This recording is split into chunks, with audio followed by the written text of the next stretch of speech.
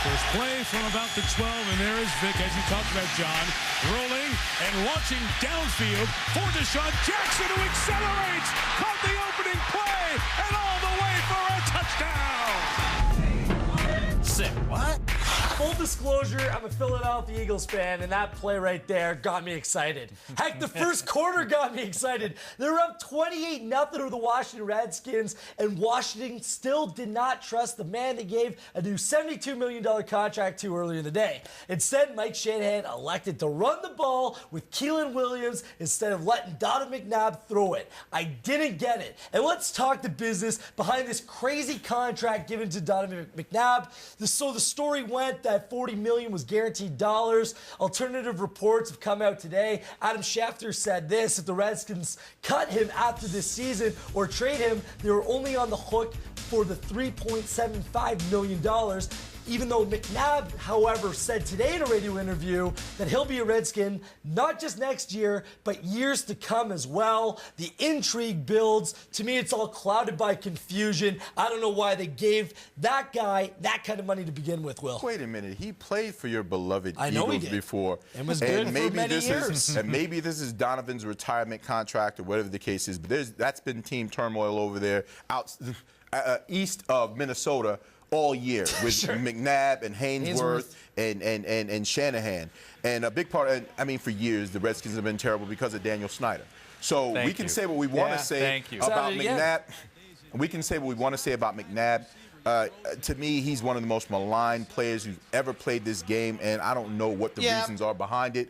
But, should they have given him the contract? If it's his retirement thing and let him go off or whatever, let him have it. I don't care. I like McNabb too, Will, but here's the problem I have with this. Clearly, the ownership of the Redskins and the coach of the Redskins are not nearly on the same page. He got the contract 2 weeks after he was benched in a game. That's the kind of contract, if the Eagles had given him a year or two ago, okay, I understand. Retirement deal, lot for the franchise. Let's lock him up. Let's finish him off. He's just come to Washington. He's on the bench, and you turn around and give him that deal. And I don't care if you can trade him and only be on the hook for $3.5 million. How the hell do you trade that contract if that's what you're thinking? But what happened was the agent gets that first opportunity to make the big splash and break the news. And, of course, he's going to break the big dollar figure. He's going to put that big 70-plus number out there. When you peel back the onion, you realize that it's not necessarily that. The one thing you can say about Donovan McNabb, he's always come out smelling roses. He's always looked good through all controversies, and he's gone through a number of them. And you know what? Maybe you're right, Will. Maybe this is his, Daniel Snyder jock-sniffing, saying, you know what, Donovan, you've been a good soldier here. I'm going to pay you. But, hey, if they can still cut him at the end of the season, then shame on them for taking him over. And Andy Reid obviously knew something getting rid of him out of Philadelphia. It smells like a PR move to me, gentlemen. Yeah, well, that's all this is a glorified PR move. Try to keep the so-called star quarterback happy, going into a big game where his confidence may be low, going up against his other team, hoping for something special. And clearly, it didn't work. It's backfired. It's created more nonsense. I don't know how Mike Shanahan, in his right mind, could ever say that Rex Grossman could run anything more than his mouth in 2 minutes better. It's a total disrespect. And I don't think, there have been issues where people would come to me and ask me this question as if I'm the arbiter of all things black somehow. But are you? No, I am not. No, I am not. Just for the record, no, I am not. But they said, well, does this smack of racial insensitivity?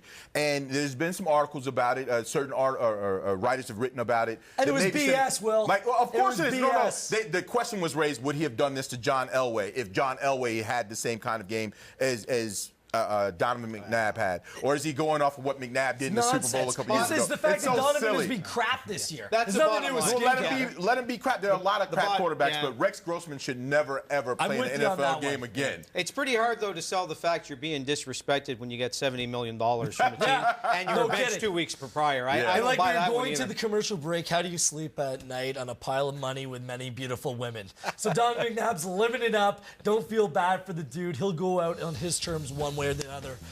With a lot of money. We got to take a break. After the break, is this whole display worthy of Time Person of the Year? Talking about a poor decision, and is JS's starting lease netminder just stupid? See what I did there, guys? It's in a row. Next.